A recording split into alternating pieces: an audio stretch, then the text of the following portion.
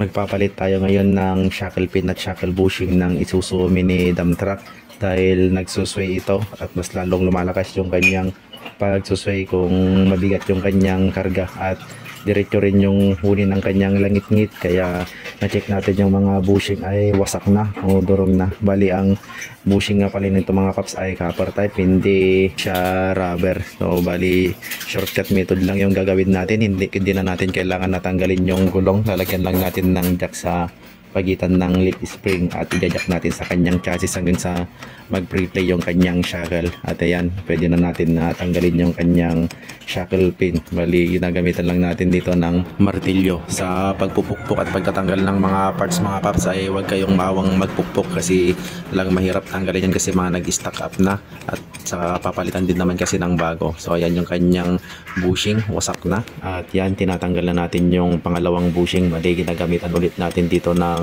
martilyo at saka sinsil. So bali yan yung kanyang bushing mga paps, wasak na talaga. Bali papalitan na natin yan ng bago, lilinisan lang natin, gamitan natin ng liha para matanggal yung mga dumi o mga kalawang at saka lagyan na natin ng grasa para may pre-lubricant sa pagpasok natin sa kanyang bagong bushing para hindi masira yung ating bushing. At gagamitan na rin natin ng martilyo kasi nag-service lang tayo, wala tayo sa shop, kaya hindi na natin na ginagamitan ng press, puro martilyo na lang kasi madali lang naman na ikabit yan, hindi naman na masisira. Bali ang ginagamit nga pala natin na pagkabit sa kanyang bagong bushing ay yung pinaglumaan natin na shackle pin. O bali dito naman yung isa, lilinisan din natin at lalagyan din natin ng grasa. At ito naman yung bagong bushing at yung lumang shackle pin yung kakabit natin, gagamitan ulit natin ng martilyo. O bali ayan, nailapat na mga paps.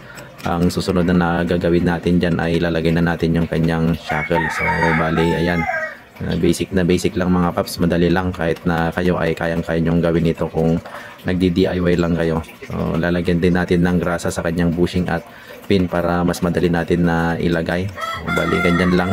At kung hindi nakasentro yung kanyang butas ay i-jack lang natin. Nandun sa jack yung control natin yung paano natin na maisakto yung kanyang butas. O yun na yung pangalawang pin, kinakabit na natin. Bali naglalagay lang ulit tayo ng grasa.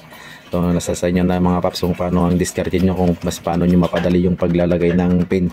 Bali nasa jack yung control natin sa kanyang pagkaka-align para hindi natin masira yung nilalagay natin na pin. So bali yan, sapak na natin, kakabit na natin yung kanyang nut at sabay higpit na rin gamit ang 30mm na socket wrench. At ang panghuli natin na gagawin mga paps ay lalagyan natin ng fittings para sa paglalagay ng grasa kapag mag-release yan tayo.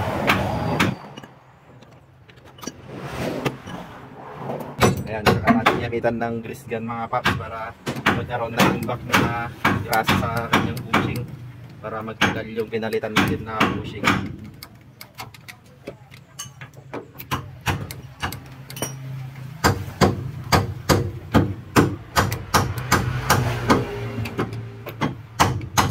Pagkatapos nyan, pwede na natin natanggalin yung ganyang jack.